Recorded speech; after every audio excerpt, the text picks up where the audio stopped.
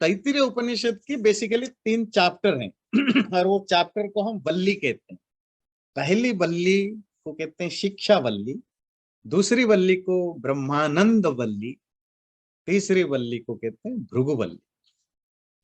शिक्षा वल्ली, शिक्षा अगर आप हिंदी समझते हैं तो आप फट से ट्रांसलेट करेंगे, मतलब the chapter related to education. नहीं, संस्कृत में और विशेष करके वैदिक संस्कृत में शिक्षा का जो यूज होता है वो एजुकेशन के लिए नहीं होता, वो होता है फोनेटिक्स के लिए। फोनेटिक्स समझते हैं? कौन से शब्द को, अक्षर को, लेटर को कैसे प्रोनाउंस करना है, एक्सेंट कैसे होता है। फोनेटिकल जो चीजें हैं वो जिन ग्रंथों में, जिन बुक्स में इसमें डिटेल में डिस्कशन है उसको शिक्षा ग्रंथ कहते हैं। और आप आश्चर्य होंगे, संस्कृत में फोनेटिक्स पर दर्जनों ग्रंथ हैं।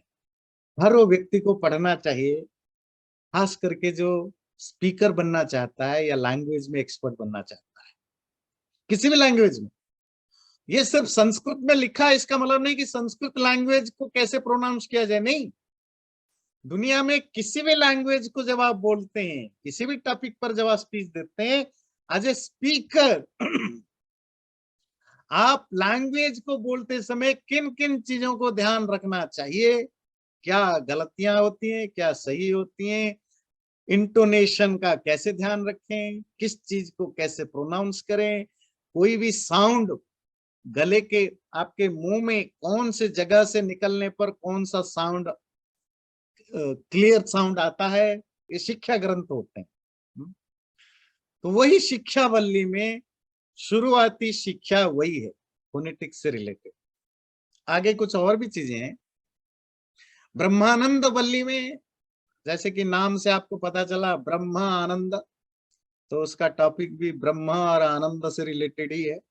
जो लास्ट है भृगु वल्ली, वो भृगु ऋषि के नाम पर है। भृगु ऋषि के द्वारा बताया गया जो ज्ञान है, वो ज्ञान जो यहाँ कलेक्ट किया गया उसको भृगु वल्ली कहते हैं। तो चलिए, तो शुरू में हम शिक्षा वल्ली से ही शुरू करेंगे। ओम शीयुक्षम व्याख्यास्यामः वर्णः स्वरः मात्रा बलम साम संतानः इत्युक्त शिक्षाध्यायः। अब हम शिक्षा की व्याख्या करेंगे। Means now we are going to speak of the science of pronunciation and what are those pronunciation. क्या क्या सब्जेक्ट प्रोनाउंसिएशन के टॉपिक में इंक्लूडेड है। वर्ण, वर्ण मतलब अल्फाबेट्स, वावेल्स एंड कंसोनेंट्स, स्वर एंड व्यंजन वर्ण, ये शिक्षा। स्वर, उनकी जो एक्सेंट कैसा होगा, और मात्रा, उसकी मेजर के बारे में पढ़ेंगे। बलम, जो एम्फेसिस किया जाना है, कौन से अक्षर पर, कौन से शब्द पर, कब कितना एम्फसाइज करना है, वो पढ़ेंगे। साम, जो यूनिफॉर्मिटी है, स्पीच करते देते समय या बोलते समय कितनी यूनिफॉर्मिटी रखनी है, ये पढ़ेंगे। संतान, जक्स्टापोजिशन, जब दो अक्षर अपोजिट अक्षर को मिलाएं या दो अपोजिट वर्ड्स को मिलाएं या दो अपोजिट सेंटेंस को मिलाएं, तो कैसे मिलाएं जिससे कि सुनने वाला जो लिसनर है, जो श्रोता है, वो ठीक ठीक चीजों को समझ पाए। कभी कभी हम बहुत फास्ट बोलते हैं तो सेंटेंस एक दूसरे से मिसअप हो जाते हैं। कभी कभी इतना स्लो बोलते हैं तो सामने वाला उब जाता है, एक सेंटेंस के दूसरे सेंटेंस के साथ मिला करके अर्थ निकालने में परेशान हो जाता, वो फिर उब जाता है, बोर हो जाता है। तो वो उसी को कहते हैं जक्स्टापोजिशन। संतान कैसा होगा, इत्युक्तः शिक्षाध्यायः, यही शिक्षाध्याय है। घबराइए मत, हम यहाँ इनमें से कुछ भी नहीं पढ़ेंगे। अब कहेंगे कहाँ फंस गए ये टेक्निकल चीजों में, हम तो आए थे आत्मा परमात्मा पता नहीं क्या क्या सीखने, अब आप ये पढ़ाने लग जाओगे तो हमारी तो जान निकल जाएगी। ये तो बड़ा टेक्निकल चीज, ऐसा कुछ नहीं पढ़ेंगे, इन्होंने जस्ट इसको कोट किया। शिक्षा ग्रंथ अलग है, कभी आपको मौका मिले तो आप में से जो इंटरेस्टेड होंगे तो सीखना चाहिए, सब जरूर सीखिए। शिक्षा, शिक्षा एजुकेशन से नहीं, फोनेटिक्स सीखने से। तो इस तैत्तिरीय उपनिषद की शुरुआती में यही शिक्षा में क्या क्या टॉपिक है बस उसको हिंट्स दिया। मतलब गुरु शिष्य को ये बताना चाहता है कि जब तुम पढ़ने आओ, शिक्षा करके शिक्षा करके आना, मतलब लर्निंग ऑफ फोनेटिक्स पहले करना। उसमें क्या क्या आता है जो बताया, वर्ण मतलब अल्फाबेट, स्वर, 3 तरह के स्वर होते हैं। स्वर मतलब जो आप चीज को बोलते समय आपकी जो टोन है वो कैसा हो। बेसिकली 3 तरह के होते हैं, उनकी काफी सब डिविजन्स हैं। उनको हम कहते हैं उदात्त, अनुदात्त, स्वरित। उदात्त जहां बिल्कुल प्योर खुल के मुंह खोल के बोला जाए। अनुदात्त जो कम मुंह खोल के थोड़ा कम लाउड में बोला जाए। अस्वरित जो मीडियम पिच पर रहे, ये पिच के बारे में होता है। तो 3 तरह के स्वर होते हैं, फिर उनमें भी काफी सारे सब डिविजन्स हैं। वो उदात्त के भी, लाउड के भी बहुत सारे वर्जन्स हैं, मीडियम लेवल के भी बहुत सारे वर्जन्स हैं। तो यह है स्वर। स्वर मात्रा, मेजर। ये मेजर क्या होता है, कौन से वावेल या अल्फाबेट को बोलते समय कितना टाइम लेना चाहिए जिससे कि वो परफेक्टली सुनाई दे। वो जो टाइम यूनिट है उसको हमारे यहाँ मात्रा कहा जाता है। जैसे जो संस्कृत व्याकरण पढ़ते हैं, आप जानते हैं तो कहते हैं जो ह्रस्व साउंड है वो अगर 1 यूनिट है, तो जो दीर्घ होगा वो 2 यूनिट, मतलब उसकी डबल टाइमिंग लेनी चाहिए। और जो प्लुत है उसमें ट्रिपल टाइम लेनी चाहिए, तब उसकी क्लैरिटी आती है। अब आप कहेंगे बालक, तो बा में आ है और ल में अ है, तो अ में जितना टाइम नेचुरली आता है, आ में उसमें 2 टाइम्स ज्यादा होनी चाहिए। जो दीर्घ वर्ण है आ, ई, उ, ए, ओ, औ, इसको हम दीर्घ कहते हैं, मतलब यहाँ डबल यूनिट चाहिए। ह्रस्व कौन है, अ, ई, उ, ये सिंगल यूनिट वाले, मतलब इसमें जितना आप टाइम लगाएंगे उससे 2 टाइम्स मोर टाइम लगाएंगे आ, ई, उ, ए, ओ में लगाएंगे। जो कंजाइंट लेटर्स होते हैं, मतलब जो जॉइंट लेटर्स होते हैं।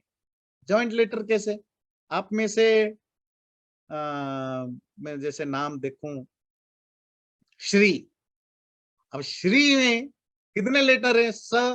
अगर आप संस्कृत इंग्लिश कुछ भी नहीं जानते, बस साउंड को फॉलो करिए। श्री, श, र, ई आ रहा है ना, श्री, मतलब 3 साउंड उसमें है।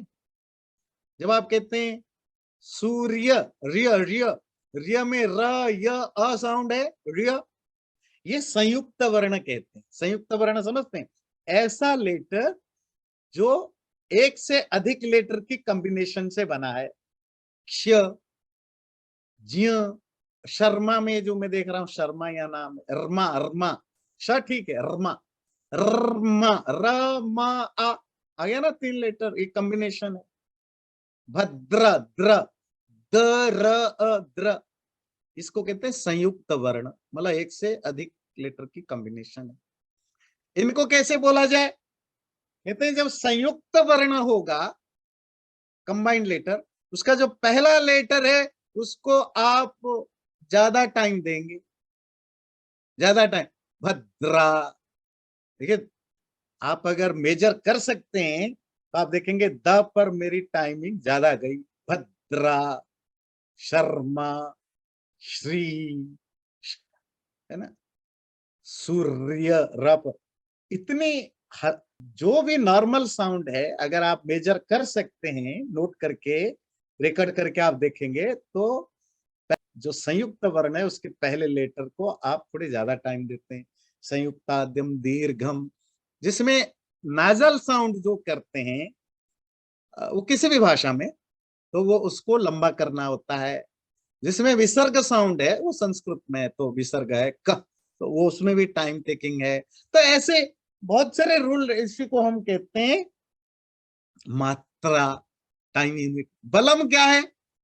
बल वो जो एम्फेसाइज करते हैं, कौन से अक्षर को या कौन से शब्द को कितना एम्फसाइज करना है। तो आप कौन से वर्ड या लेटर पर एम्फसाइज करते हैं, उससे जो स्पीकर है उसकी जो अंदर का जो इंटेंशन है वो क्लैरिटी के साथ आता है, संतान आता है। जो मैंने कहा जक्सटापोजिशन, दो अलग अलग वर्ड्स या लेटर को कैसे एक साथ बोला जाए कि मीनिंग में गड़बड़ी ना हो।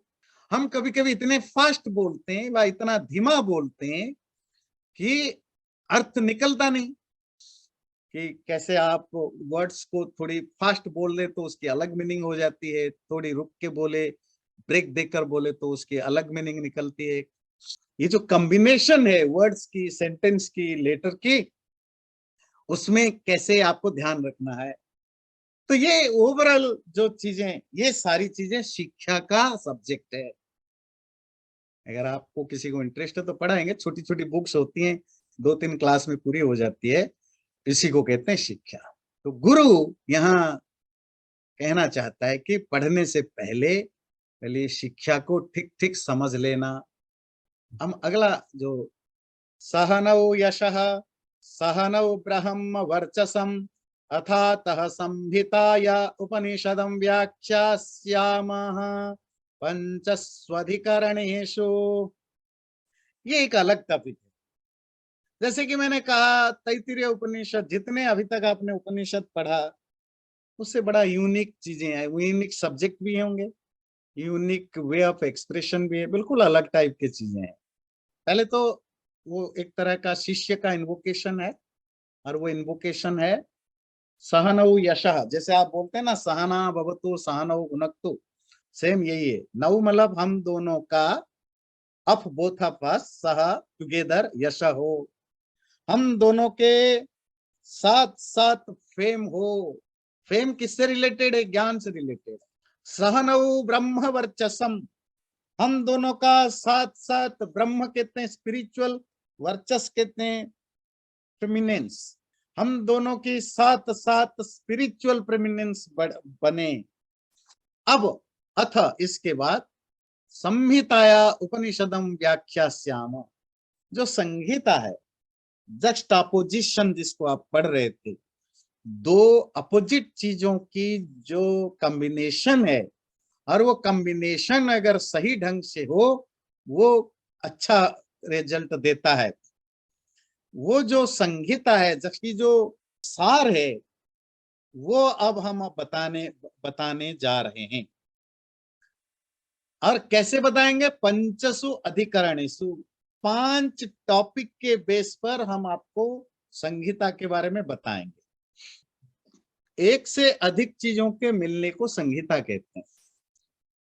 संधि, संधि समझते हैं, कॉम्बिनेशन, इसी को संहिता कहते हैं।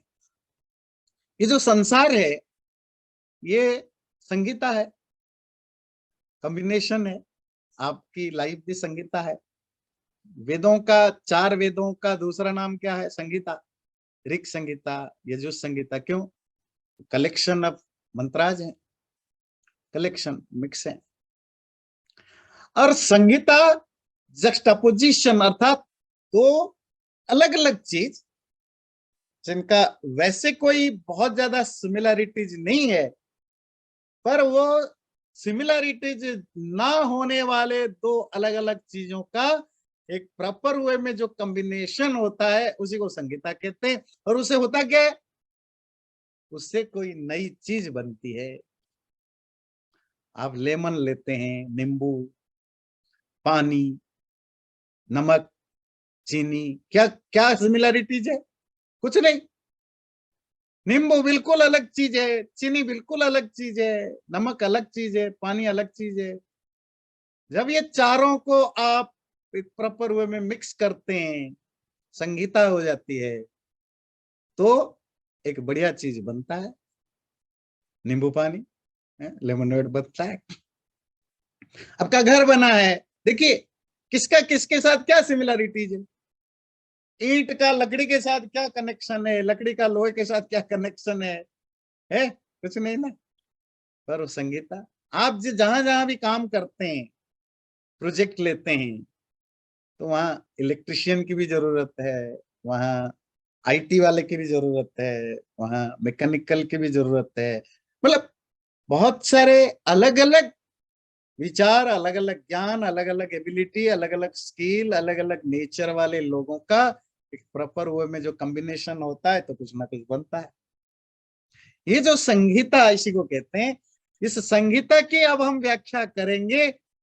5 टॉपिक के बेस पर पूरे दुनिया की संहिता को हम एक्सप्लेन करेंगे। 5 अधिकरण, वो क्या है बेस, हम टाइम तो हो गया है पर अगले बार करेंगे, पर आपको थोड़ा हिंट्स दे दें जिससे कि इंटरेस्ट बना रहा है।